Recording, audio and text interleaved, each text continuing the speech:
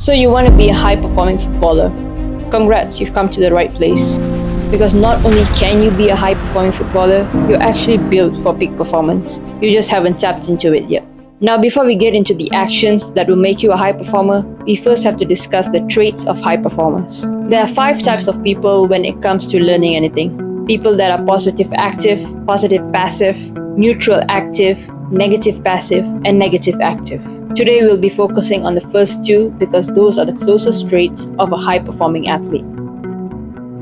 There are people in the world that we look at and we think that they're crazy. These are the people that attempt things that have never been done before because they know that as long as it doesn't bend the laws of physics, there is a possibility that it can be done. So they set out to prove that possibility. They are the pioneers that break our belief of what the human mind and body are capable of. They set out to take action and they don't wait for anyone to give them permission. They step out with a drive and determination unknown to mankind. And more often than not, they are history creators.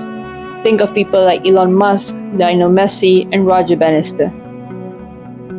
Now these are the people that ran the 4-minute mile after Roger Bannister. Their school of thinking is, since he can do it, I can do it too, because all I have to do is what he did and I'll get the results that he got. They have drive and determination as well, but they don't necessarily make history unless they outperform the positive active people. These are still the people that fall into the 1% and they achieve heights that the regular man can't even imagine. But most of the time, they need proof that it can be done before they actually go out there and attempt it. Representation is important to these people because if there's someone from their background or someone that looks like them who have done it before, it gives them all the more reason to go and do it for themselves. They carry a replicate before you iterate mindset. So why am I telling you all of this? Well, because if you want to be a high-performing footballer, you have to fall into one of these 2 categories. High performers don't wait for permission. They just take action even when the situation doesn't suit them. They go out there and they do the work and they just figure it out along the way. I was 12 years old when I decided that I wanted to play football professionally. When I made my dad known about my intentions, he said that I would have to first join a football club. So the only way I knew how to do that was to go on Google and search for football clubs in my local area. I remember typing football teams in Kuantan in this new tablet that we had just gotten at that time. A few teams popped up, all boys teams of course, but there was this one in particular that I found that they trained on Saturday evenings and Sunday mornings.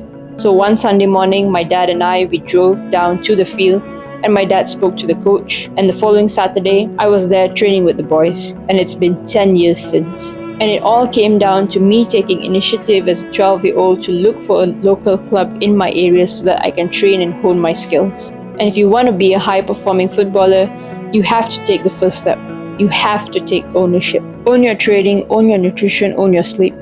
Because success lies at the intersection of persistence and opportunity. When you're persistent with your efforts and you're consistent with your actions, you prepare yourself.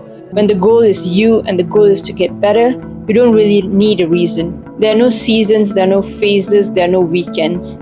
Every day is the same because the goal is the same. It's to become a better version of yourself. The goal can only change if the person that you want to become changes. But either way, you'd still be persistent and consistent. Because when you work with that mindset, you prepare yourself for anything and everything ahead. An opportunity is only an opportunity if you can take it.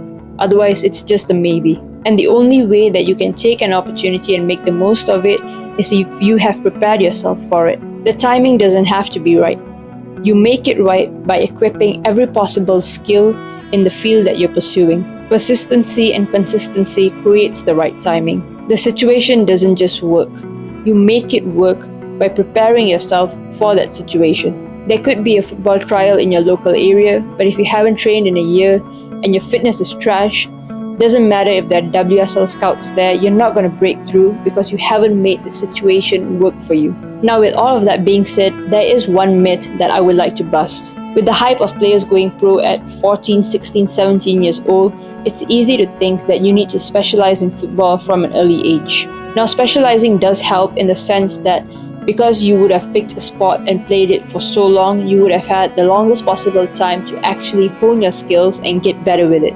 But there's another very underrated method to become a high-performing athlete that people don't talk about because it's not as sexy, and it's known as building a range. Great athletes don't just stay in their lane. Sure, they're exceptional at football, but every now and then they branch out. And this is also known as generalization. To some extent, generalization can be really helpful. My take on it is that you can be a specialist in a certain area, but you should always aim to take information in from a generalist point of view. What I mean is, for the most part, you would have to pick one thing.